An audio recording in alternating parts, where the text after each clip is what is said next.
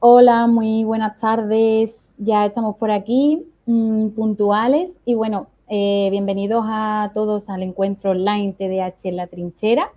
Me gustaría que en los comentarios, que ya veo que hay mucha gente conectada dando las buenas tardes, me digáis si se me ve y se me oye bien. Y bueno, me presento, que no he dicho nada. Soy Cris Cárdenas, responsable de comunicación del Instituto Andaluz de Neurología Pediátrica, y estoy encantada de saludaros a todos, ¿vale? Me encantaría que pongáis los comentarios dónde os encontráis, cuál es el motivo por el que estáis en este encuentro virtual, y que vayáis comentándonos un poquito vuestras preguntas y demás de cara al final. Vale, veo que tanto Jessica como María nos dicen que sí, que perfecto, que se nos oye, así que si os parece bien, voy a ir dando paso al doctor Fernández, que como sabéis es el director de nuestro centro y es el neuropediatra, como ya lo conoceréis por la red. Y bueno, su primera es la primera ponencia de este encuentro y va a versar sobre todo lo que rodea al TDAH, las comorbilidades, que ahora él se encargará de comentaros y de explicaros más detalladamente lo que significa esa palabra. Así que, sin más, le doy paso a Manuel.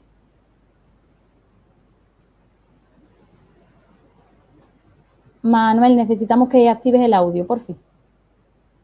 Ahí Listo. está. Yo parezco nuevo a estas alturas. Ya me Gracias. quito.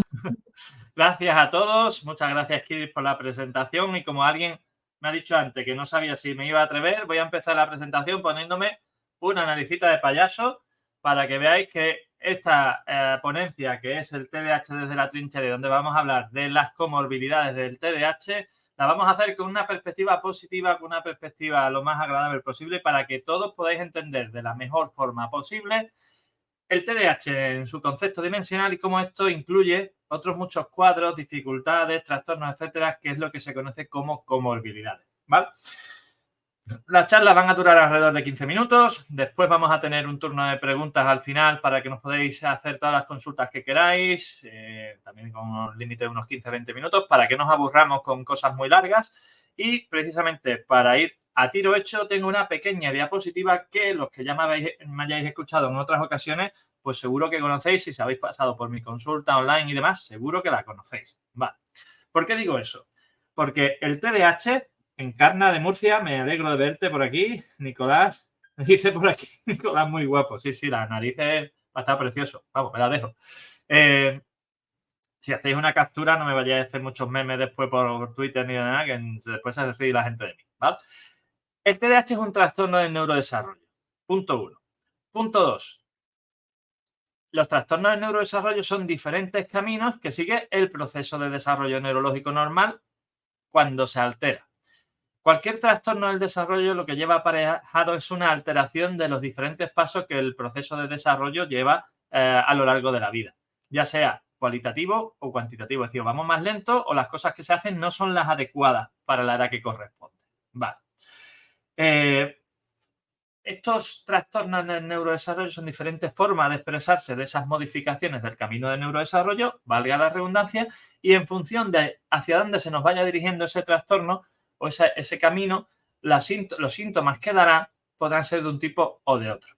Pero los trastornos del neurodesarrollo, según el DSM-5, son 8. Yo aquí he hecho ciertas modificaciones en una adaptación personal de ese cuadro de trastorno del neurodesarrollo del DSM-5 con un objeto muy claro: que tengáis lo más presente posible que el TDAH no es una cosa aislada, el autismo no es una cosa aislada, la dislexia y demás no son cosas aisladas, sino que son diferentes procesos del camino de neurodesarrollo y que como tal pueden interconectarse, intercalarse o lo que es lo mismo, solaparse entre sí. Estos 8 trastornos del neurodesarrollo modificados, como digo, por nosotros son el TDAH, en el que lo que hay es un trastorno a nivel del control de la atención, de los movimientos, de los impulsos. Estos son los síntomas nucleares, pero los síntomas ampliados que le llamamos nosotros son, además de esto de la atención, los movimientos, los impulsos, son también las emociones y las respuestas sensoriales. Es decir, hay un fallo en los mecanismos de autocontrol de la respuesta a ese tipo de estímulos en nuestro organismo, ¿vale? Y aclaro esto porque este mismo problema de autocontrol va a estar presente como base biológica en la mayoría de estos trastornos. Por ejemplo, los trastornos de la conducta alimentaria, donde hay un trastorno del control de impulso específicamente asociado a la comida, con la anorexia, la bulimia, el trastorno por atracones y demás. También están los trastornos del aprendizaje que afectan a la lectura, escritura, el cálculo, es decir, la dislexia, la disgrafía, la discalculia. Los trastornos del espectro del autismo, donde hay un trastorno a nivel de capacidad de comunicación no verbal, un trastorno en la capacidad de interacción y comunicación social y unos patrones de conducta inflexibles, repetitivos, restringidos y estereotipados. Ojo que no es lo mismo conductas estereotipadas o patrones de conducta estereotipadas que tener estereotipia. Vale. Después, en los tics, hay un trastorno en el control del movimiento que lleva a los chicos a sentir una imperiosa necesidad de realizar una serie de movimientos. En este caso, estos tipos de tics, ya sean motores, los más típicos son los de los ojos, la nariz, la boca, etcétera, el cuello, pero también están los fonatorios, los que son ruido, una tos, un sonar moco, un carraspeo. Y a veces hay otro tipo de tics más extraños o menos conocidos, que son los sensoriales, en los que incluso los niños pueden tener sensaciones extrañas a nivel físico, que muchas veces son difíciles de describir. También está, dentro de estos trastornos del neurodesarrollo, el TOC, el trastorno obsesivo-compulsivo, en el que hay un trastorno en el control de los impulsos que te lleva a tener la sensación o la necesidad de realizar determinados movimientos o conductas, ¿vale? Las obsesiones son las manías, pues necesito cerrar la puerta 3 veces, comprobar que la puerta que la llave del gas está cerrada 17 veces, que el cerrador del coche dándole 5 veces, y después están lo que son las compulsiones, ¿vale? Las obsesiones son conductas básicamente de origen mental, las compulsiones son conductas físicas como pueden ser lavarse las manos de forma repetida, frotarse la cabeza de forma constante, la obsesión por la limpieza que lleva a estar constantemente limpiando las conductas, o sea, los entornos, hay una mezcla muy intensa entre lo que es una obsesión y una compulsión, pero se pueden relativamente diferenciar. Después están los trastornos de la comunicación y el lenguaje, ¿vale? La disfemia, que es la tartamudez, el trastorno específico del lenguaje, el trastorno del trastorno sociocomunicativo, etcétera, que en muchas ocasiones se confunde ese trastorno de comunicación social con el autismo, etcétera. Y después, para terminar, están las alteraciones del coeficiente intelectual. Y aquí no solo incluyo el retraso mental, hoy en día llamado discapacidad intelectual, sino también las altas capacidades, porque en contra de lo que se pueda entender, y esto lo presentamos este mismo martes en la entrevista que le hice a Carmen Sanchacón, experta en altas capacidades y superdotación, no todas las personas con altas capacidades tienen buenos resultados y buen rendimiento en todas las áreas de su vida. Hay mucha variabilidad en esto y un 30% de las personas con altas capacidades tiene problemas a nivel de rendimiento académico, relaciones sociales, conducta, autoestima, integración social, etcétera. Vale. Bueno, y vosotros diréis, me vas a hablar de las comorbilidades del TDAH y me está hablando de los trastornos del neurodesarrollo. ¿Por qué? Porque las comorbilidades yo las divido en 3 grupos, ¿vale? Primarias, secundarias y terciarias. ¿En base a qué? Pues al nivel de intensidad, de profundidad, de relación genética o de otro tipo entre ellas. De hecho, estos trastornos del neurodesarrollo que os estoy nombrando, aparte del TDAH, son lo que yo denomino las comorbilidades primarias tipo A. Sí, para complicarlo un poquillo. Vale. ¿Por qué? Porque las tipo A y las tipo B, las comorbilidades primarias tipo A y tipo B, tienen una relación genética muy cercana y directa al TDAH. En cambio, para diferenciar estas dos, pues las que son comorbilidades primarias tipo A son los trastornos del neurodesarrollo, ¿vale? Es decir, para el TDAH serían comorbilidades primarias tipo A, TEA, trastorno de aprendizaje, trastorno de la conducta alimentaria, trastorno del movimiento, TOC, trastorno de comunicación y lenguaje y alteraciones del coeficiente intelectual. Vale. ¿Cuáles serían? Bueno, estas son las más frecuentes que se asocian en una persona con TDAH. De hecho, en un TDAH puro, sin ninguna otra comorbilidad, es lo más raro. Hay un 80% de cuadros de TDAH que tienen otra alteración asociada, ¿vale? Y lo más frecuente es que haya otros trastornos del neurodesarrollo, que haya un TDAH con trastorno de comunicación social, con una dislexia, con trastorno de tics, con todo lo más frecuente dentro de esto es los trastornos del lenguaje. Vale.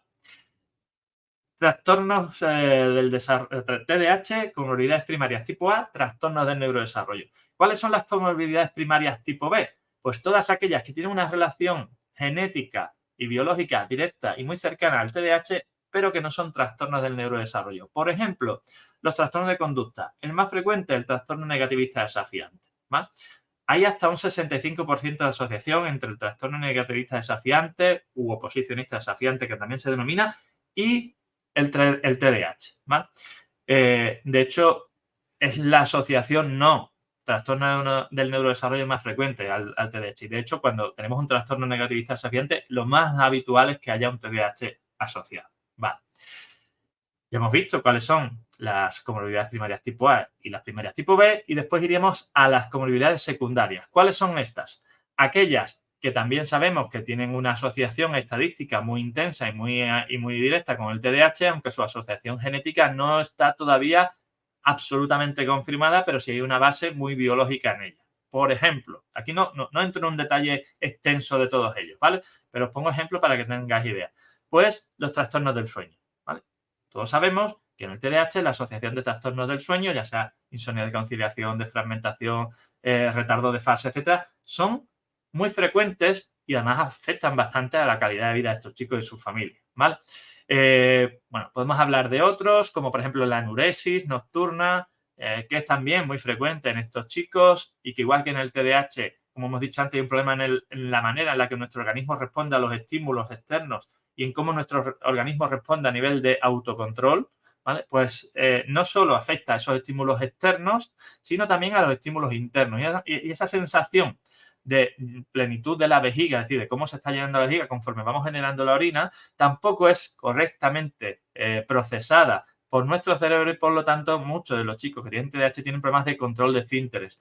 Muchos de ellos enuresis nocturna, es decir, por la noche, pero incluso muchos de ellos durante el día, porque cuando se focalizan en algo, prestan tanta atención a ello que no son capaces de estar atentos y de responder de la forma adecuada al estímulo de que la vejiga se llena. Y solo responden cuando ya han tenido una pequeña fuga o una gran fuga. Igual que cuando están dormidos solo se despiertan, a veces, porque ni siquiera eso en otras, cuando ya se han mojado. De hecho, estos niños, cuando crecen, que muchas veces esto dura durante mucho tiempo, cuentan cómo de pequeños la sensación que tenían era pues que se despertaban porque tenían la sensación de que estaban haciendo pis en el campo y cuando ya se encontraban empapados era cuando ya sentían la sensación de necesidad de despertarse, ¿no? Digamos que es como el cerebro interpreta esto en estos chicos, ¿vale? Comorbilidades primarias tipo A, comorbilidades primarias tipo B, comorbilidades secundarias. ¿Cuáles son las comorbilidades terciarias? Pues aquellas que sabemos que son más frecuentes en el TDAH, pero que no hemos tenido aún forma de poder demostrar una relación biológica o genética con él. Ejemplo, que vemos con muchísima frecuencia en este tipo de situaciones, pero que no hemos encontrado todavía la ciencia algo para describir o para justificar esta relación. Ojo, porque esto os afectará a muchos y como yo tengo aquí los comentarios, si es así, por favor, decidme sí, ¿vale? Pero son la fibromialgia y el síndrome de fatiga crónica. ¿Cuántos de vosotros de aquí y padres de chicos con TDAH tenéis un diagnóstico o sintomatología compatible, aunque no estéis diagnosticados, de fibromialgia o síndrome de fatiga crónica? Ponedme por aquí, que lo voy viendo en cuanto vayan saliendo los comentarios, ¿vale? A ver, Nelly, por aquí. Un gusto estar en esta charla. Vamos a ir viendo si van saliendo. He puesto por aquí en comentarios, nos lo ha puesto Cristi, y mientras que me vais dando la respuesta, a ver si dais, a ver si decidme sí o no. O sea, si es que no me decís que no y lo tengo claro, ¿vale? Pero idme comentando. Voy a aprovechar este impasse de tiempo. Mira, aquí ya está Julia diciendo fatiga crónica. Seguid. Decidme sí o no, y si es sí, cuál es el que se os presenta, ¿vale? Lo veis aquí abajo en el faldón que está en el vídeo, ¿vale? Pero no quiero dejar, como organizador principal de este evento, TDAH La Trinchera, con el apoyo de todas mis compañeras del equipo, por supuesto, Cris en la organización, darle las gracias a los patrocinadores de este evento, que son patrocinadores no solo porque aporten ayuda al desarrollo de este evento, sino porque son empresas con las que trabajamos en el día a día de nuestra consulta, ¿vale? Trabajamos con Vitae, con el omega 3 de Equacen, trabajamos con Buona, en el que usamos el Sedactin u otras melatoninas de uso nocturno, con Curasana, tenemos el Curánimo, tenemos el Curasueño de inicio y de mantenimiento, y trabajamos con Tequial, en el que trabajamos fundamentalmente con el Neuroactivit, nootrópico a base de taurina, carnitina, fosfatidilcerina y magnesio, ¿vale? ¿Por qué están aquí de patrocinadores? Porque son empresas de confianza en la que tenemos fe, por la experiencia que tenemos de que sus productos funcionan cuando los usamos con nuestros chicos. Y dicho esto, voy aquí por aquí, nos dicen, Julia nos decía fatiga crónica, Maider sí, Yolanda dice yo, Sebastián dice que no, tengo problemas de conexión aquí, es el único, pues sí, Bárbara no, Fernando por ahora no que yo sepa. Buenas tardes, soy Noelia Antequera. Bueno, pues aquí curiosamente no hay apenas o hay muy pocos y lo que nos hay son 2 fatigas crónicas. Bueno, pues mirad, Y Loli, que ahora antes cuando te has visto entrar la compi y has dicho, mira, ahí está Loli. Neuroactivity genial, efectivamente, tenemos muy buenos resultados. Bueno, no me quiero alargar más porque estamos acabando. Tenemos 15 minutos por charla, pero recordad, pequeño resumen. TDAH, trastorno del neurodesarrollo. Comorbilidades más habituales, primarias tipo A, otros trastornos del neurodesarrollo. Primarias tipo B, trastornos de conducta, fundamentalmente trastorno de conducta. También ansiedad, depresión, etcétera, pero fundamentalmente trastorno de conducta. Secundarias, enuresis, trastorno del sueño y similares. Terciarias, las que hay una asociación y no sabemos cuál ni cómo de momento, que son fatiga crónica, síndrome la fibromialgia y algunas otras que a nivel digestivo se están investigando cada vez más, como pueden ser el chivo y demás, pero bueno, eso ya es harina de otro costal y da casi para otra charla. Así que, dicho esto, creo que no me queda nada. Un abrazo y hasta después, que tenemos la sesión de preguntas y respuestas. Muchas gracias a todos por estar aquí. Gracias, Cris. Bueno, hola de nuevo. Espero que os haya gustado la charla del doctor Fernández y que os haya quedado un poquito más claro todos los trastornos que rodean al TDAH, que normalmente nunca viene solo. Y bueno, no me enrollo más. Ahora damos paso a nuestra compi Noelia Gilibert, que es una de las neuropsicólogas de nuestro centro. Y bueno, en este caso ella ha seleccionado un tema que es muy interesante y que cada vez lo vemos más por redes sociales y demás formatos, que es los porqués de la baja prevalencia del TDAH en mujeres y niñas. No sé si por aquí habrá algunos padres de niñas o mujeres diagnosticadas de TDAH, pero sin más, le voy a dar paso a la compañera y vamos a ver qué nos cuenta.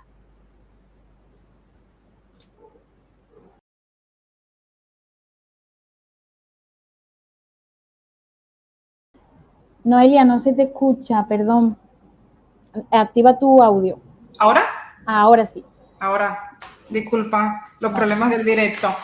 Bueno, como ha comentado Cris, soy Noelia Gilibert, yo formo parte del equipo de INAP y aprovechando este encuentro quería seleccionar el tema del TDAH en niñas y en mujeres porque es un tema muy interesante, muy llamativo en la práctica clínica y que en realidad se aborda muy poco en este tipo de jornadas. Efectivamente hay unas diferencias pues bastante significativas, sobre todo en los ratios totales de los diagnósticos. Probablemente también con todos los que estáis aquí en el chat y demás podremos encontrar también esas diferencias. Sería bastante chulo que fuerais comentando si sois papás de chicos o de chicas y vamos a ir viendo realmente cuál es la realidad. Como veis ahí en la diapositiva que tengo hay un poco de apoyo para poder ir explicando. El ratio, la prevalencia de TDAH en chicos y en chicas es bastante diferente, ¿vale? Inicialmente esos ratios se cifraron en 3:1, es decir, por cada 3 varones diagnosticados de TDAH se diagnostica una mujer. Es decir, alrededor de un 75% de los diagnósticos son en varones y solo un 25% en mujeres y en niñas. Esto es una información bastante relevante, ya que es muy significativa. Y hay estudios aún más recientes que aumentan mucho más la cifra, generando un ratio entre 16 y 1, es decir, que el 94% de los diagnósticos son en varones. Entonces, en general, esto es una información que a nosotros también en la propia consulta nos sorprende mucho, porque en general, pues, entre el 70-80% de las solicitudes que se generan de valoraciones y de procesos de intervención suele ser en varones, ¿vale? Por ello, he querido seleccionar pues diversas razones que nos van a dar algunas explicaciones sobre esta situación. Realmente todas las razones que os voy a ir explicando están muy interrelacionadas entre ellas, ¿vale? Como ya Manuel ha comentado justo al inicio de la ponencia que hemos hecho, ha hecho un repaso general y rápido sobre la sintomatología nuclear, sabemos que dentro del TDAH hay como dos bloques sintomatológicos importantes. Por un lado, el déficit de atención y por otro lado, control de impulso e hiperactividad. Y esto da lugar a 3 subtipos básicos: predominio en atención, predominio hiperactivo impulsivo y presentación combinada. ¿Qué ocurre en el caso de las chicas? Que el tipo, la presentación más habitual es el subtipo inatento. ¿Qué conlleva eso? Que las chicas que suelen presentar TDAH presentan falta de atención, falta de organización, olvido recurrente, dificultades en gestión de tiempo. Y estos síntomas constituyen una situación mucho menos disruptiva que los perfiles predominantemente hiperactivos e impulsivos. Por lo tanto, genera cierta dificultad la identificación externa, especialmente en la etapa de la infancia y la escuela, ¿vale? Entonces, además, especialmente en mujeres, cuando hay una presentación predominantemente impulsiva, hiperactiva, tiene ciertas particularidades. En chicos esa presentación suele ser mucho más física, más externalizante, más visible en el propio entorno. Mientras que en chicas la hiperactividad presenta algunas particularidades. Tiende a ser menos externa y menos visible a nivel físico. Se tiende a manifestar más de forma de nerviosismo, inquietud, incluso ansiedad interna, ¿vale?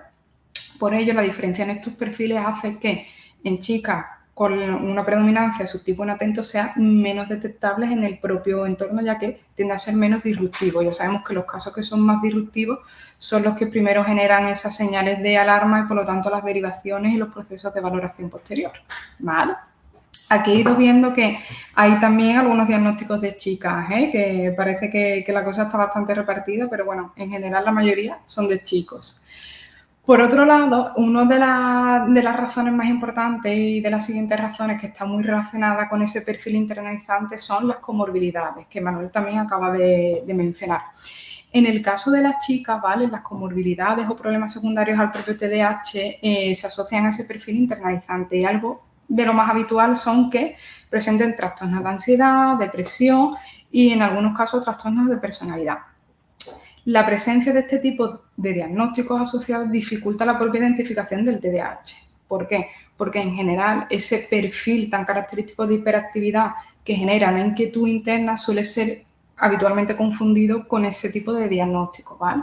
En la práctica clínica, en rara ocasión recibimos a una mujer adulta que no venga ya previamente con un diagnóstico de trastorno de ansiedad y depresión.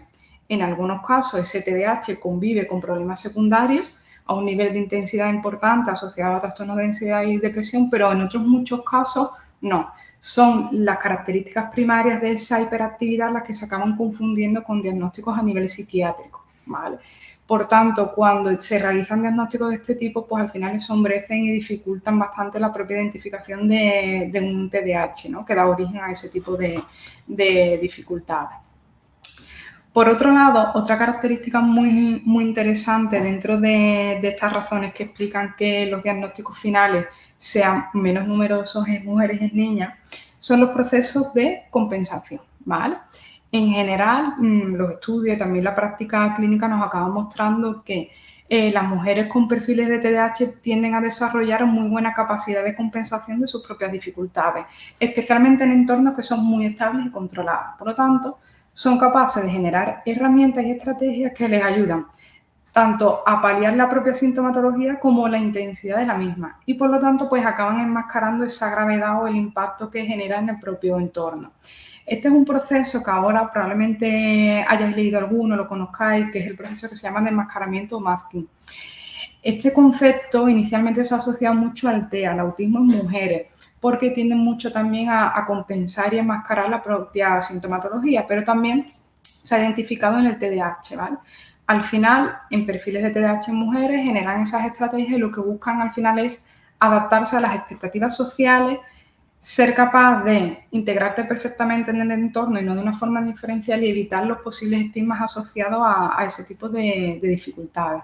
¿Cómo funciona el proceso de masking o de compensación en mujeres con TDAH? Pues tienden a fingir atención, generan una rutina de esfuerzo muy perfeccionista y a un nivel de carga muy elevado para cumplir las expectativas, imitan o copian conductas adecuadas, especialmente en la etapa infantil, tienden mucho a generar carreras de formación, de sobrecualificación e incluso también en algunos casos tienden a generar evitación y aislamiento social, porque algo de lo más habitual que se comenta en consulta con mujeres adultas es que se sienten diferentes a los demás y no encuentran las razones del por qué. Entonces, en muchos casos sí que genera ese aislamiento social, ¿vale? Al igual que la situación anterior de las comorbilidades y las propias características de la sintomatología internalizante, este proceso de enmascaramiento y de compensación es otro de los factores que nos van a dificultar la identificación de este tipo de dificultades en los propios contextos de los pacientes, ¿vale? Todo esto en conjunto nos lleva al final a el área de diagnóstico, ¿vale? Hay una diferencia muy importante, como he explicado al inicio, del número final de diagnóstico.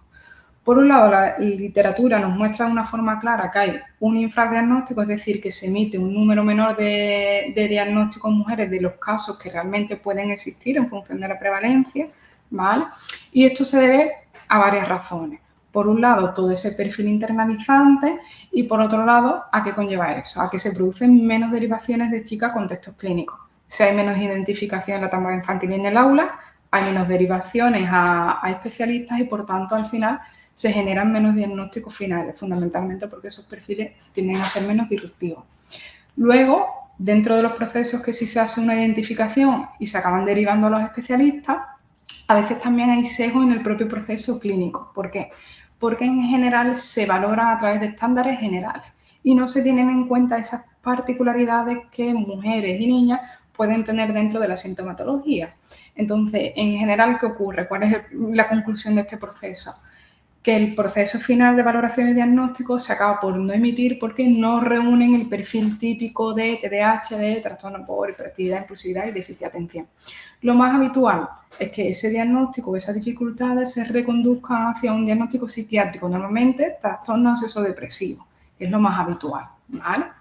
Y además, otro de los procesos también importantes que observamos mucho en la práctica clínica es que se generan muy pocas peticiones directas de las propias pacientes. Es decir, en general, la mayoría de solicitudes que hay de valoraciones, especialmente en mujeres adultas, tienen que ver con procesos secundarios. Es decir, ya tienen un hijo que ha sido diagnosticado y empieza a observar cierta sintomatología que puede ser compatible y solicita un proceso de valoración o tiene algún conocido que ya lo ha hecho o empieza a identificar información y a lo mejor se siente identificado y solicita el proceso, pero en general lo suelen hacer como una opción secundaria después de haber recibido diferentes diagnósticos, todos en la esfera de salud mental, incluso algunos con seguimiento de tratamiento farmacológico y sin haber obtenido una evolución clínica satisfactoria, ¿vale?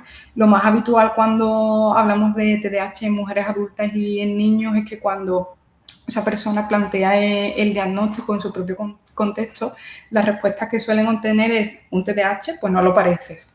Entonces, efectivamente, en muchos casos en mujeres esa sintomatología a priori puede no parecer el perfil típico de TDAH, pero no significa que no exista. De hecho, en los casos en los que no se consigue establecer el diagnóstico, se cronifica en el tiempo las dificultades, se generan comorbilidades bastante importantes a nivel de estado de ánimo. Sé que he ido bastante rápido, he intentado dejaros los datos esenciales y daros una pequeña pincelada sobre las características estas tan interesantes dentro del perfil de mujeres. Os dejo, ahora continuará mi compañera y espero luego leer algunas preguntitas sobre el tema que os he ido comentando, ¿vale? Ahora imagino que accederá de nuevo Cris para darle paso a la siguiente compañera. Os dejo. Hasta ahora. Bueno, ya estamos por aquí. Esperamos que os haya gustado la segunda ponencia, que en este caso hemos hablado sobre el TDAH en mujeres y niñas, como habéis visto. Y bueno, yo hago un pequeño inciso y sí que me gustaría que en comentarios nos dejarais si os gustaría que estos contenidos que estamos tocando en las ponencias los trasladáramos también a nuestras redes sociales, ¿vale? Que si no nos seguís, el Instagram de nuestro centro es INAP_neuro, ahora lo escribo también por el chat, y el de Manuel, que es el neuropediatra, ¿vale? Y también estamos en YouTube, en TikTok y en todas las redes sociales que nos busquéis. Así que nada, sin más preámbulos, damos paso a la compañera Carla Carvalho, que es otra de las neuropsicólogas de nuestro centro. Y en este caso ella va a hablar sobre el TDAH más allá de la medicación, el tratamiento del TDAH más allá de la medicación, ¿vale? Hay otras opciones de tratamiento más allá o complementarias y bueno, ella mejor que yo os lo va a explicar todo. Así que damos paso a Carla. Buenas tardes a todos. En primer lugar, gracias Cristi por la presentación. Como ha explicado Cris, yo en este caso particular me voy a centrar en hablar de otras opciones terapéuticas más allá de la medicación, ¿no? Normalmente cuando se recibe el diagnóstico de TDAH, pues bueno, nosotros aquí en la consulta hacemos dos tipos de recomendaciones a nivel terapéutico. La primera suele ser por norma general el tratamiento farmacológico, pero bueno, como ya sabrán las familias que están aquí presentes, porque me consta que hay alguna de ellas que hace terapia conmigo, hay más opciones más allá del tratamiento farmacológico y es lo que vamos a ver en esta ponencia, ¿vale?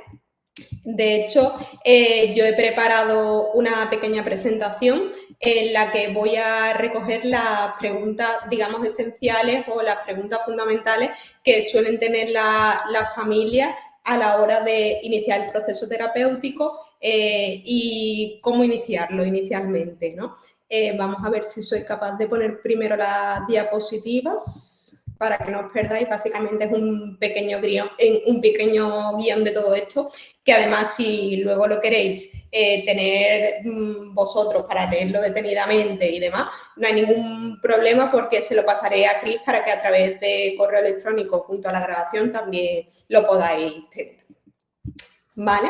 Como he dicho, fundamentalmente nos vamos a centrar en 5 preguntas claves, que son las que soléis tener las familias antes de comenzar el tratamiento no farmacológico, ¿vale? Y son las que veis en pantalla, fundamentalmente en qué consiste este tipo de tratamiento, en qué casos están indicados, edades, sintomatología y un largo etcétera.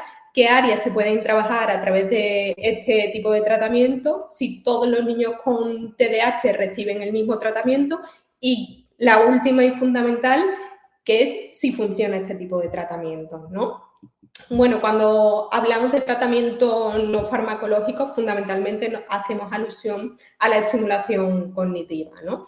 Cuando yo les trato de explicar a las familias en esa primera cita informativa en qué consiste todo este tipo de tratamiento, pues bueno, muchas de ellas llegan a la conclusión de lo que va a hacer el niño es hacer deberes. Yo trato de explicarles que no, que aquí en terapia no se hace ningún tipo de deberes, sino que lo que hacemos es estimular diferentes áreas cerebrales y sobre todo aquellas áreas cerebrales que están íntimamente ligadas al TDAH. Como podéis ver en la diapositiva, pues bueno, la estimulación cognitiva es mucho más que la mera exposición a sucesivos estímulos. De hecho, antes de comenzar con la estimulación, nosotros desde aquí, desde el centro, partimos de un proceso de evaluación y diagnóstico que nos ayuda a determinar los puntos fuertes y débiles de los pacientes y así establecer lo que nosotros llamamos los objetivos terapéuticos, ¿vale? De esta forma vamos a saber realmente qué es lo que tenemos que estimular, si el sistema sensorial, el desarrollo motor, cognitivo, social, emocional, uno, varios o todos a la vez, porque hay casos en concretos en los que debemos ir dando pequeñas pinceladas en todos estos procesos, ¿vale? ¿En qué casos está indicado? Pues bueno, como ya han comentado mis dos compañeros, pues dentro del TDAH y como todas las familias aquí presentes sabréis, podemos distinguir diferentes tipos. Tenemos el perfil inatento, que fundamentalmente presenta síntomas relacionados con la atención. En este caso podemos hablar tanto de dificultades en atención selectiva o atención sostenida. También tenemos el perfil impulsivo hiperactivo, ¿no? Que entre la sintomatología nuclear encontramos dificultades relacionadas con la hiperactividad y la impulsividad. Y finalmente el perfil combinado, ¿no? Que en estos casos fundamentales, pues bueno, tendríamos un poquito de todo. Según el perfil ante el que nos encontremos, pues volvemos a recalcar. Lo que haríamos sería determinar previamente esas dificultades que presenta el niño o el adulto en cuestión, porque como ya me adelanto, este tipo de tratamiento no solo está indicado para los casos de población pediátrica, sino también para la población adulta. Y en función de eso, partiremos de los objetivos terapéuticos y comenzaremos a trabajar. ¿Qué tipo de áreas podemos trabajar? Pues bueno, es verdad que yo lo he tratado un poco de resumir en la diapositiva, pero a grosso modo podríamos decir que dentro del proceso de estimulación cognitiva podemos trabajar todas las áreas que encontráis, la orientación, la atención, las praxias, la memoria, el lenguaje, las funciones ejecutivas. Como ha comentado Manuel en la primera ponencia, al final el TDAH, digamos, puro, es decir, un TDAH que no presenta ningún tipo de comorbilidad asociado casi que es muy difícil de encontrar. Por lo tanto, debemos ser meticulosos a la hora de establecer los puntos débiles de nuestros pacientes y, digamos, centrar la intervención en aquellas áreas o en aquellos dominios en los que el paciente presente mayor dificultad. Por lo tanto, a nivel de terapia, podemos incidir, como podéis ver en la diapositiva, en diferentes dominios cognitivos. ¿En todos los casos se hace de forma igual? Pues obviamente la respuesta es no. En función del caso particular que tengamos delante y su perfil neuropsicológico, incidiremos en unas áreas u otras, ¿vale? Por lo tanto, ¿todos reciben la misma intervención? Pues no, como podéis ver además en la diapositiva, existen diferentes niveles de intervención, ¿vale? El primer paso sería la intervención a nivel individual, también hay intervención a nivel familiar y, no por ello menos importante, la intervención relacionada con el contexto académico. ¿Todos los pacientes deben recibir intervención en todos los niveles? Pues obviamente la respuesta otra vez es no, va a depender del perfil particular que nos encontremos en consulta, de las dificultades que presente el paciente y además en qué contexto desarrolle esas dificultades. Por poneros un ejemplo, hay pacientes que únicamente deben recibir intervención a nivel individual, mientras que hay pacientes que la intervención se debe centrar en los dos niveles. ¿De qué dependerá una cosa u otra? Pues como ya he explicado, de dónde se desarrollen las dificultades asociadas a este TDAH, ¿vale? ¿Por qué digo todo esto? Porque muchas veces las familias se sorprenden aquí en consulta cuando intentamos establecer lazos de comunicación con la escuela. Muchas familias son reacias a que el diagnóstico se conozca dentro del contexto escolar porque piensan que va a tener la etiqueta de un niño vago, de un niño que molesta y no quieren que el niño o la niña en cuestión lleve a sus espaldas este tipo de etiqueta. Como les explicamos también aquí a las familias en consulta, al final es una decisión que parten de ellos mismos, pero sí que es verdad que cuando a nivel terapéutico se establece un lazo de comunicación con la escuela, todo es mucho más fácil, tanto para la familia como para nuestro trabajo en consulta, así como el rendimiento académico que el niño o la niña en cuestión manifieste en el contexto escolar. Por lo tanto, yo sé que en muchas ocasiones es muy difícil, digamos, dar pie al conocimiento del diagnóstico dentro del contexto escolar, pero como ya he explicado, ¿no? Al final todos intentamos trabajar en una misma dirección, todos intentamos remar hacia un mismo objetivo, con lo cual cuanto más implicados estemos todos los contextos, más fácil será llegar a ese objetivo. ¿Cómo se realiza esta intervención? Pues bueno, en primer lugar, como ya he adelantado previamente, se debe realizar una evaluación neuropsicológica, ¿vale? Esta evaluación neuropsicológica nos ayudará a determinar los puntos débiles y fuertes de cada paciente y así, digamos, establecer el diagnóstico en cuestión. ¿Por qué digo todo esto? Pues bueno, nuestras evaluaciones en el centro, como ya muchos sabréis, y si no ya lo adelanto yo también por aquí, se realizan de forma conjunta desde el equipo de neuropsicología con neuropediatría, en este caso con Manuel. ¿Por qué hacemos las evaluaciones de este tipo? Porque al final, digamos que la unión de la neuropediatría con la neuropsicología es lo que nos ayuda a determinar realmente un perfil neuropsicológico exhaustivo de nuestro paciente y de esta forma determinar de forma eficiente cuáles son tanto los puntos fuertes del paciente como los puntos débiles. De esta forma, a la hora de trabajar a nivel terapéutico es mucho más fácil guiarnos por estos objetivos de intervención que ir dando palos de ciego. También una de las cuestiones que surge aquí muchas veces en consulta, cuando ya vienen pacientes diagnosticados de otro centro, es porque la necesidad de hacer una nueva evaluación. Nosotros en ese sentido somos muy claros. Como ya ha explicado también Manuel, el TDAH es un trastorno del neurodesarrollo, ¿vale? Y como tal, digamos que toda la sintomatología se va cambiando a lo largo del ciclo evolutivo, con lo cual no es lo mismo un TDAH de un niño de 6 años que un niño de 9, que un niño de 15. Por lo tanto, el diagnóstico que se dio en un primer momento no es que haya cambiado, pero sí los síntomas que acompañan a ese diagnóstico. Por eso es fundamental que las evaluaciones, digamos, sean constantes y actualizadas. Además de ello, Como sabéis, en el centro realizamos revisiones periódicas con el objetivo también de ir actualizando toda la sintomatología y conocer los objetivos terapéuticos que se han ido alcanzando a lo largo de toda esta intervención, ¿vale? Que muchas familias, cuando empiezan el proceso, digamos, de intervención a nivel farmacológica o el proceso de intervención a nivel terapéutica o los combinados con los dos, ¿vale? Digamos que dejan un poco de lado ese tema de revisión y a nosotros los profesionales, como digo, nos ayuda mucho porque al final, digamos, que tenemos una fotografía actualizada en cada momento a través de esos procesos. Por ello, es fundamental que aunque vosotros desde la trinchera quizás no lo veáis relevante, para nosotros a la hora de trabajar es esencial, ¿vale? ¿Por qué? Porque al final es lo que me ayuda a determinar a mí como profesional si los objetivos trazados en un primer momento de esa intervención se han conseguido, se han cumplido o por el contrario hay que seguir trabajando en ello. ¿Estos tratamientos funcionan? Bueno, quizás esta sea la pregunta más repetida en mi consulta cuando empezamos todo el proceso de intervención. Y bueno, yo al final lo he tratado de resumir con esta pequeña diapositiva, ¿no? En la que, como sabéis, y si no os lo explico yo así de forma muy resumida, una de las explicaciones biológicas que nos ayudan a establecer la presencia o no de un TDAH es la disfunción a nivel de neurotransmisores, ¿no?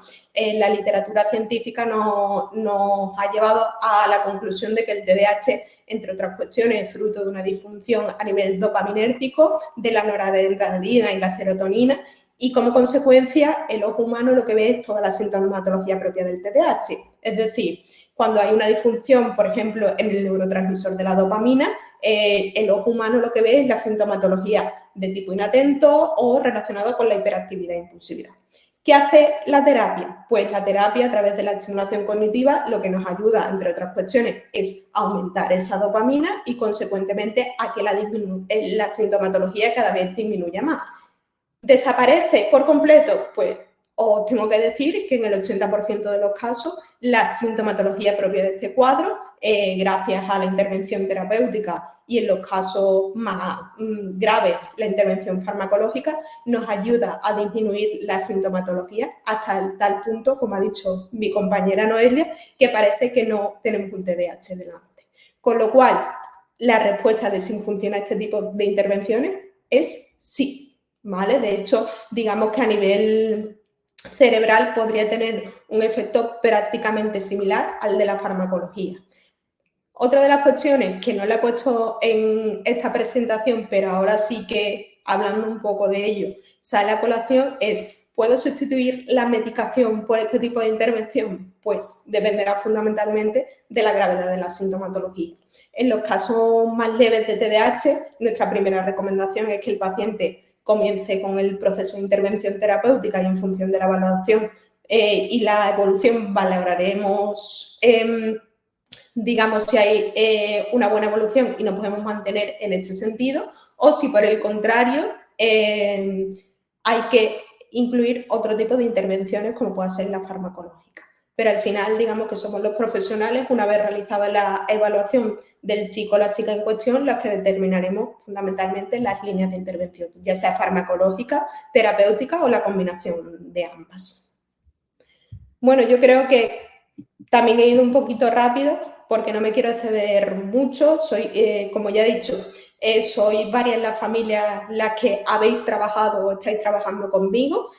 Sabéis fundamentalmente cómo funciona todo este proceso y creo que vosotros a través de comentarios podéis responder mucho mejor que yo a algunas de las cuestiones con vuestra propia vivencia de si esto es eficaz o no es eficaz. Así que nada, dicho todo esto, doy paso a la compañera Candela y os espero en las preguntas que tendremos a continuación. Bueno, pues nada, espero que Carla os haya aclarado un poquito mejor todo lo que es el tratamiento no farmacológico. En mi caso me ha parecido maravillosa la última diapositiva, de hecho he hecho una capturilla por ahí del cerebro para poder compartirosla por Stories, porque creo que es bastante representativa, ilustrativa de lo que ella ha comentado y ha explicado. Pero bueno, Vamos por la última ponencia, vamos súper bien de tiempo, eso me pone súper contenta porque es genial que vayamos en tiempo todos. Así que nada, tenemos a nuestra última ponente, que en este caso es Candela Escudero, que también es psicóloga de INAP y es una reciente incorporación del equipo. Así que nada, vamos a darle una afectuosa bienvenida. Y nada, os dejo con ella y con su tema, que en este caso va a hablar de la importancia de la autoconciencia de los niños con TDAH, que también me parece un tema súper top. Así que nada, no os la perdáis y vamos al lío.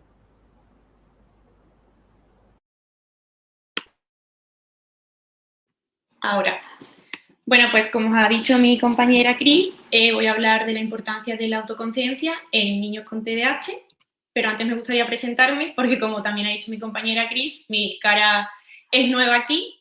Me llamo Candela Escudero Climent, estudié el grado de Psicología en la Universidad de Extremadura y realicé mis prácticas del Máster de Psicología General Sanitaria aquí en el Instituto Andaluz de Neurología Pediátrica, donde voy a continuar con mi trayectoria profesional, además de seguir formándome y especializándome en la rama de neuropsicología. Pues bien, yo concretamente voy a hablar de cómo podemos explicarle a un niño que tiene TDAH. Para ello, la propuesta que os traigo sería contarlo mediante un caso. Por ejemplo, que os sentaréis con el niño y leyerais un libro sobre el TDAH. Yo concretamente me he basado en este libro, que son Las aventuras de Federico, un niño con TDAH, que además tenemos la suerte de que nuestra compañera Carla, que está aquí presente, es la autora de este libro. Pues bien, la cuestión sería que fuéramos leyendo junto con nuestro niño al mismo tiempo el libro en voz alta y que el propio niño vaya diciendo con qué situaciones se siente él identificado o con qué formas de reaccionar se siente él identificado. Para ello os traigo aquí esta tabla que he querido dividirla en situaciones, reacción del niño, identificar y forma de ayudar. En situaciones voy a ir contando las diferentes situaciones que se plasman aquí en el libro. Es verdad que en el libro las encontramos mucho más detalladas, pero por falta de tiempo voy a resumirlas. Reacción del niño, pues como vamos a ver todas las reacciones que va teniendo Federico, que es el protagonista de nuestro libro, ante dichas situaciones. En la parte de identificar jugaríamos un papel fundamental, puesto que si el niño por su propia voz no dice con qué situaciones barra reacciones se siente identificado, seríamos nosotros quien le preguntaría. Y forma de ayudar, os damos unos pequeños tips de cómo podemos actuar ante dichas situaciones. La primera situación que os traigo y que se recoge en el libro sería el primer día del cole. Pues Federico está muy nervioso por llegar al cole, pero cuando se sienta en el pupitre se da cuenta de que ha olvidado el libro de mates. ¿Cuál sería la reacción de Federico en este caso? Pues se pone muy nervioso y se enfada. ¿Cómo podríamos identificarlo? Pues le podríamos preguntar si a él también le pasa que olvida el material del colegio en casa. ¿Cómo podríamos ayudar? Pues le podríamos recordar el día antes, en casa, que se ha cogido todos los materiales necesarios para llevarlos al colegio. También podríamos preguntarle si ha recogido todo el material de clase antes de llegar a casa. La segunda situación que encontramos en el libro habla de la rutina y Federico no quiere ir al colegio, se levanta tarde y no quiere ponerse en uniforme. Termina saliéndose con la suya y poniéndose unas botas de fútbol. ¿Cómo reacciona Federico ante esta situación? Pues llora y parece no escuchar cuando le habla. ¿Cómo lo podríamos identificar? Pues le podríamos preguntar a nuestro niño si a él también le pasa que cuando quiere algo se vuelve testarudo, como Federico, y llora hasta salirse con la suya. ¿Cómo podríamos ayudar? Pues debemos tener principalmente mucha paciencia, no gritarles porque si no se pondrán más nerviosos y no dejar que se salga con la suya, porque si no, esta situación nos volverá a pasar en numerosas veces. Otra situación es un día de clase de lengua, empiezan a leer un libro y mientras que un compañero lee en voz alta, Fede no para de moverse en su silla y juguetear con los lápices. La profesora le pide que continúe leyendo en voz alta y ¿qué pasa? Pues que Federico se pone nervioso porque se ha perdido y no entiende por qué si él cree que está atento. ¿Cómo podríamos identificarlo? Pues le podríamos preguntar si a él también le pasa que se pone a jugar, por ejemplo, con el material que está encima de su mesa. Y también si le cuesta seguir la lectura, cuando no le toca a él leer en voz alta. ¿Cómo podríamos ayudarle? Pues, por ejemplo, le pediríamos que recoja el material que tiene encima de la mesa con el cual se podría distraer. También, cuando veamos que parece perdido, pues nos podemos acercar a él e indicarle por dónde vamos o qué es lo que tiene que hacer. Otra situación que traigo es día de examen de mates. Fede ha estudiado mucho con sus padres para el examen, pero cuando llega la hora de hacerlo, lo hace muy rápido y no repasa las preguntas que ha contestado. Saca mala nota porque no se ha fijado bien en las preguntas y no lo ha leído detenidamente. ¿Cómo reacciona? Pues se enfada porque él cree que ha estudiado mucho. ¿Cómo lo podríamos identificar? Pues le podríamos preguntar si a él también le pasa que a la hora de hacer el examen lo hace rápido, no lo revisa y lo entrega con tal de terminarlo el primero. ¿Cómo podríamos ayudar? Pues podríamos dejar atrás las instrucciones complejas, sobre todo a la hora de realizar el examen, y apostar por instrucciones más sencillas. También podríamos recordarle los pasos necesarios que tiene que hacer para llegar a completar la tarea y siempre en un tono adecuado. Y repetir las instrucciones y los pasos las veces que sean necesarias, puesto que solo necesita un poco más de tiempo para recordar la información. Las últimas dos situaciones que os traigo es a la hora de dormir, como cada noche, Fede viendo los dibujos antes de dormir, estaba viendo la tele, perdón, y cuando llega la hora de apagar la tele se enfada porque quiere seguir viéndola. ¿Qué pasa? Que después de una hora de llanto y enfado se va a la cama porque le han castigado sin consola al día siguiente. ¿Cómo reacciona el niño? Pues se pone muy nervioso porque el llanto y el enfado lo han alterado. ¿Cómo podríamos identificar si nuestro hijo se siente identificado? Pues le podríamos preguntar si a él también le pasa que hubiese hecho como Federico, que hubiese llorado y se hubiese enfadado porque tendría que cumplir con lo establecido, con las normas que le han puesto los padres, y que como consecuencia de no haberlo hecho le han castigado. ¿Cómo podríamos ayudar? Pues hacerle comprender que su forma de actuar tiene consecuencias, tanto positivas como negativas, y poner en práctica dichas consecuencias. Es muy importante que las consecuencias sean reales y que las vayamos a cumplir. No sirve de nada que castiguemos a nuestro hijo un día sin el móvil si a la hora nuestro hijo está llorando y se lo vamos a dar, porque como he comentado anteriormente, va a volver a pasar lo mismo y se van a volver a dar este tipo de situaciones. Jugando con sus amigos. Pues a la hora de hacer los equipos para jugar, nadie quiere elegir a Fede. ¿Por qué? Porque dicen que no pasa la pelota, que empuja, que se enfada, y es así como él va perdiendo a sus amigos. ¿Cuál es la reacción de Federico? Pues se enfada porque no lo entiende. ¿Cómo lo podríamos identificar? Pues preguntándole si a él también le pasa como a Fede, que muchas veces sus amigos no quieren estar con él por su forma de actuar. ¿Cómo podríamos ayudarle? Pues podríamos enseñarle otras cosas, como puede ser decirle que otros temas de conversación puede hablar con sus amigos para que no los pierda. Servir de ejemplo para que aprenda a cómo actuar. Podemos imaginarnos diferentes contextos, como puede ser que el niño pierda un partido de fútbol, que se enfade, y así enseñarle a cómo gestionar esas emociones. Es muy importante que todo esto lo hagamos siempre con un lenguaje simple y claro, y asegurándonos de que lo ha entendido bien, porque si no, no va a cumplir con lo que queremos. Además, hacerle ver el lado positivo de cuando hace las cosas pensándolas y de forma correcta. Y recordarle que dispone de todo el tiempo que necesite, y que siempre hay una solución para todo. Y tener mucha paciencia y calma. Aquí os vuelvo a dejar en el rectángulo el nombre del libro en el que yo me he inspirado, que repito su nombre, Las aventuras de Federico, un niño con TDAH, y el enlace de la editorial donde podéis adquirirlo. También me gustaría hablar de cómo influye el TDAH en el día a día de un niño, que para ello me gustaría mencionar que cada persona es única, cada niño es único y que no todas estas áreas se tienen que ver afectadas en el mismo niño. A lo mejor en nuestro hijo solamente se ve afectada una de ellas y en otro niño se ven afectadas todas estas áreas. ¿Qué áreas son? Pues, por ejemplo, el rendimiento académico, la dificultad para mantener la atención. Si no tenemos atención, es muy difícil que adquiramos nuevos aprendizajes. También vienen a consulta muchos pacientes, sobre todo niñas, que dicen que dedican mucho esfuerzo, muchas horas de estudio y que tienen muy pocos resultados, o por lo menos no están compensados con las horas que le dedican a los estudios. En cuanto a las habilidades sociales, la toma de decisiones apresuradas, es decir, actuar sin pensar, o las interrupciones en conversaciones. Es muy habitual que si estamos teniendo conversaciones con nuestros amigos, las personas con TDAH tiendan a interrumpir. ¿Qué pasa? Que nuestros amigos a lo mejor nos perdonan una vez, nos perdonan 2 veces, pero a lo mejor a la tercera ya dicen, ya está, sois un poco pesados.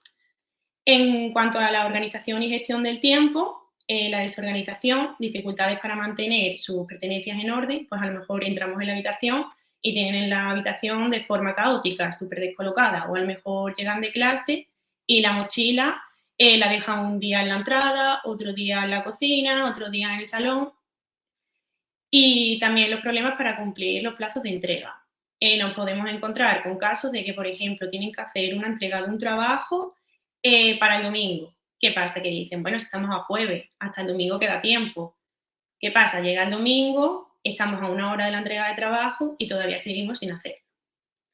También pueden afectar las emociones y autoestima, la regulación emocional, cambios de humor rápidos e intensos y dificultades para manejar la frustración. Baja autoestima también se puede ver afectada con críticas que vienen de críticas constantes y dificultades para cumplir con las expectativas. Si nosotros tenemos al lado una persona que constantemente nos está diciendo no lo vas a conseguir, no lo vas a hacer, estás muy desconcentrado, pues es normal que llegue un punto en el que nuestra autoestima se vea afectada. También a nivel de salud física y mental podemos encontrarnos con pacientes que tengan problemas en el sueño, tanto para conciliarlo como para mantenerlo. Nos vienen muchos pacientes diciendo que le dan las tantas de la noche y no son capaces de dormirse, o que, por ejemplo, se despiertan muchas veces. También se puede ver afectado el apetito. Hay pacientes que tienen pues, una gran disminución del apetito. Y bueno, hasta aquí la charla que quería hacer. Muchas gracias por su atención. Y ahora le cedo el paso a Cris para que haga la ronda de preguntas. Vale, gracias, Candela. Quito la presentación. Vale, bueno, pues hasta aquí las ponencias. Espero que también os haya gustado la de Candela sobre estas situaciones que nos ha explicado de cara a explicarle a un niño que tiene TDAH. Y bueno, como veis que estáis dejando algunas preguntitas por aquí por el chat, voy a incorporar a todo el mundo de nuevo aquí para que podamos ir comentando todas las cositas. Activaros los audios, porfa. Y nada, chicos. Sí, déjame que diga una cosa. Sois unas cracks, tío. Ha estado genial. Me ha gustado, me ha encantado. Yo no lo había escuchado ni había visto, ¿eh? Que conste. A ver. Hostia, mira, Carla, que te salen los artificiales. Aquí Carla se ha venido arriba, se ha venido... Bueno, y Candela, que decía antes de empezar que estaba nerviosa porque era su primera, pues ya se ha estrenado y ni tan mal, ¿verdad? Gracias, ni tan mal, ni tan mal. Sí. A ver, ¿qué contestamos? Cris, tú mandas aquí.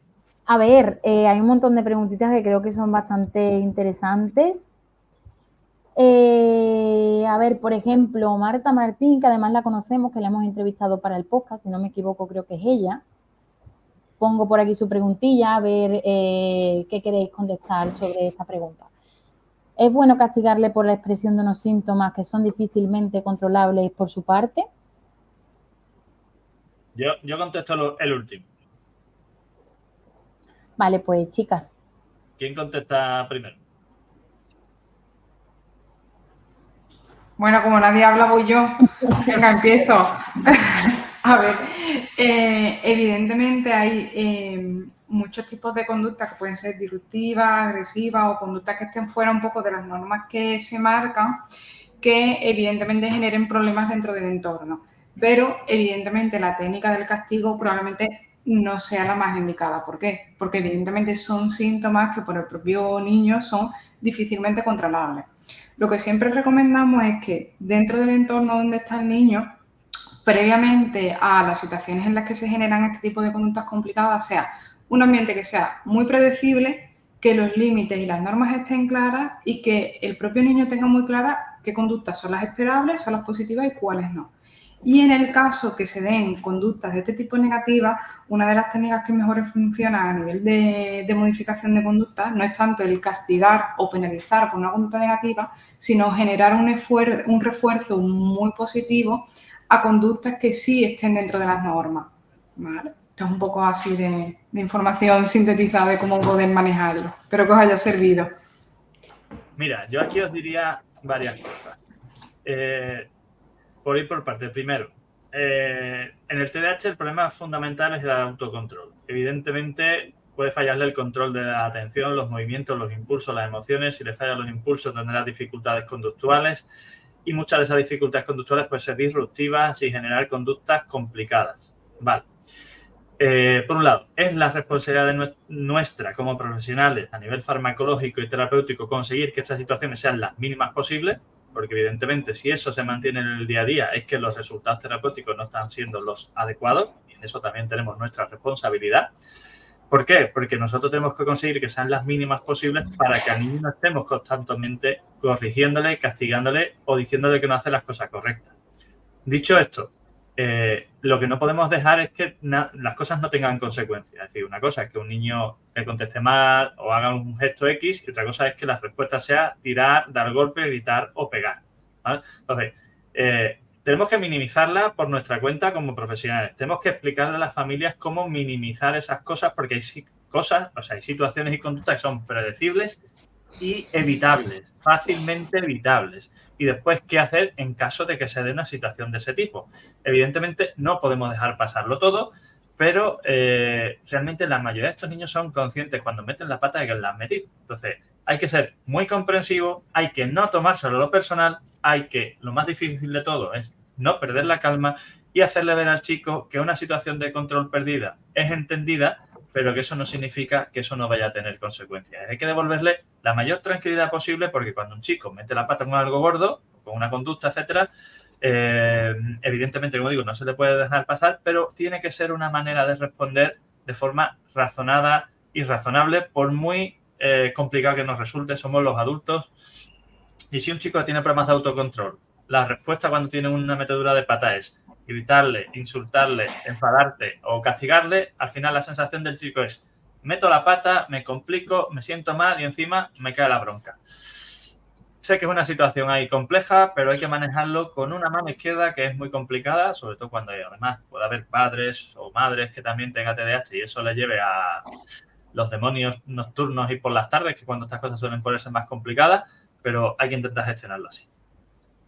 Vale, bueno, a mí también me gustaría añadir que al final es lo que he comentado en la presentación, que sean consecuencias tanto positivas como negativas, que sean regales, porque si no, no tendría ningún tipo de sentido. Si nosotros castigamos a nuestro hijo con algo que no vamos a cumplir, nos va a pasar lo mismo otra vez y lo van a volver a hacer. Entonces estaríamos haciendo el payaso. Correcto. Vale, bueno, pues si nadie tiene nada más que añadir, vamos a pasar a otra pregunta. Por ejemplo, Alicia, que nos hace esta cuestión. ¿Qué opinión tenéis de Syncrolab? ¿Creéis que vale la pena? Yo después de 3 meses no veo nada de cambios. Ay, Cris, qué preguntas, por Dios. Bueno, ha sido una petición que me han dicho las chicas que querían responder, así que por eso la he puesto. Venga. Por petición respondo yo. Eso es. Vale.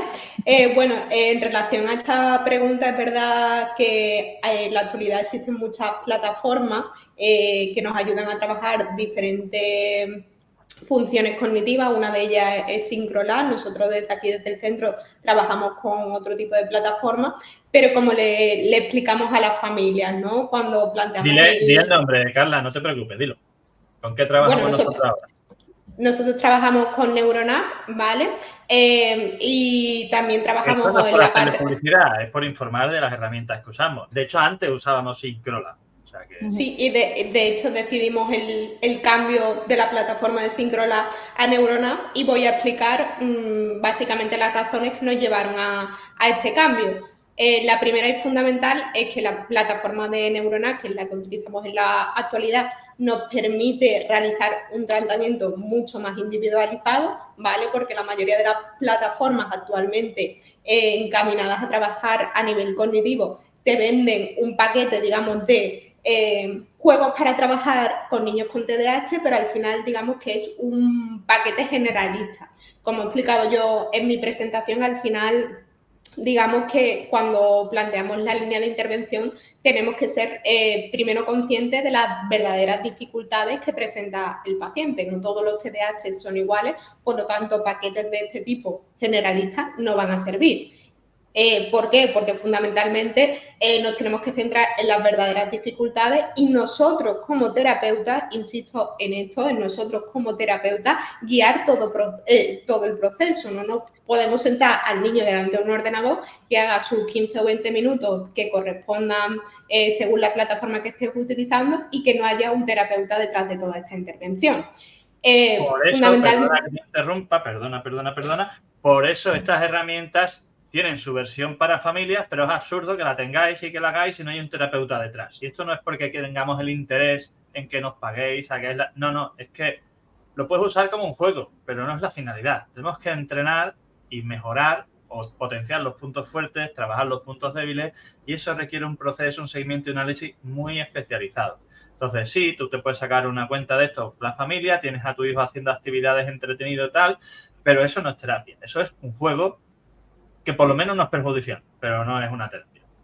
Sí, de hecho nosotros cuando nos planteamos este tipo de líneas de intervención en la que la intervención fundamentalmente a nivel terapéutico se basa en la utilización de plataformas como Neuronat, nosotros con las familias, transcurrido un tiempo que normalmente oscila en torno a los 3-4 meses, nos sentamos nuevamente con la familia, analizamos todos los datos que nos ha ofrecido el programa y nuevamente planteamos objetivos terapéuticos, analizamos los objetivos terapéuticos que se han conseguido, los que están en vías de consecución y planteamos nuevos objetivos. Es decir, nosotros nunca dejamos a un paciente sentado frente al ordenador y no volvemos a verle la cara, ¿vale? Digo esto porque me consta por familias que hay centros que así lo hacen y nosotros cuando planteamos esta línea de intervención para nada hacemos eso, ¿vale? Porque también es una de las dudas fundamentales que le surgen a la familia. Dicho esto, y te confirmo eso porque lo sabemos todos, esto ocurre. Otra de las cosas que es importante que hayas reafirmado es el hecho de que hacemos un seguimiento periódico de objetivos conseguidos, no conseguidos, avances y no somos un centro como hay otros por ahí, que aquí parece que es que, no, o sea, no es por criticar, pero es que hay que criticar lo que no se hace bien. En el que te dicen que el niño va a empezar terapia y a los 3 meses tú les preguntas, bueno, ¿y cómo va? Bien. O vienen a la consulta los pacientes que vemos y nos dicen, no, el niño lleva terapia desde el año pasado. Dice, ¿qué tal? ¿Qué está trabajando? ¿Cómo está yendo? Dice, no sé, yo voy allí, lo llevo y ya está. ¿Y ves avance? Hombre, bueno, es que tampoco me dicen muy claro que si tengo que hacer, que no, que están trabajando. Bueno, pues estás echando ahí el tiempo y el dinero, pero probablemente te están tomando mucho el pelo. Yo soy muy políticamente incorrecto y digo las cosas como las pienso. Entonces ya a esta altura todo, ¿no? Vale, bueno, mira, en relación a lo que estáis comentando, creo que tiene bastante que ver con el comentario que voy a meter aquí en pantalla de Jessica, que pregunta cómo ayudar en casa a un niño con TDAH y dislexia que no aprenda a leer y a escribir. Y creo que tiene relación por el hecho de que al final creo que esa guía profesional es necesaria. No sé si me equivoco, pero bueno, os dejo a vosotros que comentéis la pregunta. Yo, si queréis, contesto yo también, empiezo contestando yo como encargada fundamental de todo niño que llega aquí con trastorno del aprendizaje. Yo siempre les digo a las familias lo siguiente, y es que ellos son familias, no son terapeutas, ¿vale? Entonces, para eso estamos nosotros los profesionales, para cuando hay un problema de este tipo en el que el TDAH se da de manera conjunta o comórbida con una dislexia, nosotros iniciar todo el proceso de intervención. Que nosotros en lo que es el trabajo terapéutico decidimos que las familias formen parte y se conviertan en coterapeutas para reforzar todo el aprendizaje que se realiza aquí en consulta, no en casa. Estupendo, nosotros seremos quien les determinen cuándo, cómo y por qué, pero que nunca empiecen ellos por su cuenta, porque al final lo que van a conseguir con este tipo, digamos, de situaciones es que al final la relación padre-niño o madre-niño al final termine, digamos, por los cerros de Úbeda. ¿Por qué? Porque al final son situaciones a las que los niños no les gusta enfrentarse y al final lo que hace es que la relación entre la familia y los niños entre sí terminen, como he dicho, de lo peor, de lo peor, de lo peor. Exacto. Entonces, al final, yo creo que se deben centrar en su papel como padres y dejarnos todo lo que sería el proceso terapéutico a nosotros, los profesionales. Vale, pues si nadie tiene nada más que añadir, hay otra pregunta que también creo que puede ser interesante porque hace referencia al tema de la estimulación cognitiva. Preguntan si hay una edad límite para recibirla y si están destinadas a niños y niñas pequeños o pequeñas o también adolescentes o a preadolescentes. Y adultos. Venga, eso va Vamos para a comentarlo. Claro, por eso lo he puesto. Noelia o Carla, que son o sea, Noelia o Candela, perdona, que... Hablo yo. Evidentemente la terapia de estimulación está indicada en cualquier tramo de edad. De hecho, incluso igual os sorprende, pero incluso en niños muy, muy pequeños, desde meses hasta los 6 años, que es donde encuadramos un poco la atención temprana, ya se empieza a trabajar estimulación cognitiva, evidentemente muy adaptada a ese nivel de desarrollo que tenemos en el momento, pero el trabajo de estimulación cognitiva, por ejemplo, en bebés, pues se puede hacer a partir de percepción visual y rastreo de objetos en movimiento, por ejemplo. Por lo tanto, es un proceso que se puede hacer a cualquier edad, pero es un proceso que se tiene que ir diseñando en relación a las dificultades del paciente y al momento concreto del desarrollo en el que está, porque no es lo mismo el objetivo que podemos trabajar con un bebé, con un niño de 7 años o con un adulto. Incluso en etapas posteriores, dentro de procesos de intervención de deterioro cognitivo y demás, es una de las terapias más indicadas. ¿Vale? Si alguien quiere añadir algo más. ¿Alguna cosa? Bueno, yo quiero añadir y recalcar lo que ha dicho Manuel, que aunque parezca también algo raro, en los casos de adultos también se lleva a cabo estimulación cognitiva. De hecho, estoy ahora mismo recordando un caso que he tenido aquí hace poco de un adulto que Candela, al estar en sus prácticas, ha podido ver también conmigo, en el que en la primera sesión se sorprendía que le pusiéramos, como decía él, a hacer ejercicios para mejorar su atención. Cabe destacar que este adulto ha recibido intervención durante 4 meses y después de 4 meses, al hacer su seguimiento, los resultados que se ha tenido a nivel atencional han sido abrumadores. De hecho, podríamos decir que prácticamente parece que nunca en su vida ha tenido un déficit atencional, porque, digamos, las pruebas que se han pasado muestran que ahora su atención está muy por encima de la media. Con lo cual, en estos casos también se puede realizar la terapia obteniendo muy buenos resultados.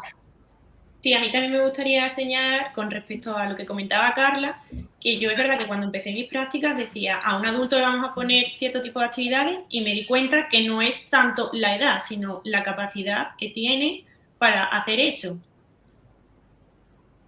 Vale. De hecho, insistimos mucho, ya sabéis que soy muy martillo pilón con las cosas, pin, que los trastornos del neurodesarrollo son del neurodesarrollo pero que afectan a todo el proceso evolutivo. Y que un TDAH se tiene con 5, se puede tener con 15, con 25, con 45 o con 60, que los tenemos en la consulta, ¿vale? Por eso en nuestros centros no se ven niños solos, se ven niños, adolescentes, adultos y lo que sea, siempre que entren dentro de este campo de especialización, ¿no? Así que sí, y funciona bien y como decía Noelia, puede sonar a veces, o sea, a veces no, puede sonar un poco extraño que un niño de 1 año vaya a estimulación cognitiva neuropsicológica. Bueno, ¿qué vas a estimular? Pues se puede, se hace, claro que sí. ¿Que es poco conocido? Bueno, porque vivimos en un entorno donde la atención temprana está encasillada en un estándar, en un tal, en fin, todo tiene sus especificaciones y no es que seamos perfectos, pero bueno, creo que todo es mejorable. Vale, pues si os parece, pongo una última pregunta. Sé que hay muchas, pero bueno, aprovecho para invitar a la gente a que asista a los directos de YouTube de las temáticas concretas de medicación y demás, que estoy viendo algunas consultas.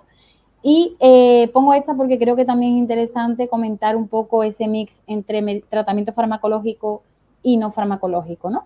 Silvia nos dice que adolescente con peso justo y conducta provocativa para salirse siempre con la suya, la medicación no sería la adecuada. ¿El seguimiento con neuropsicólogo o psicóloga se conseguiría revertir en esta situación? Liz, me la pido primero.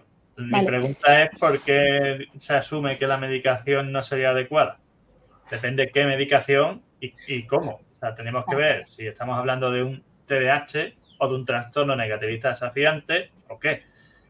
Porque nos podríamos plantear si el apetito, la comida, etcétera, fuera un problema trascendental, se podría optar por tratamientos que, dentro de la indicación de TDAH o trastorno de conducta negativista desafiante, no afectan al apetito o incluso que lo aumentan, ¿vale? Pueden ser risperidona, aripiprazol, paliperidona o Intunif, que es la guanfacina, ¿vale?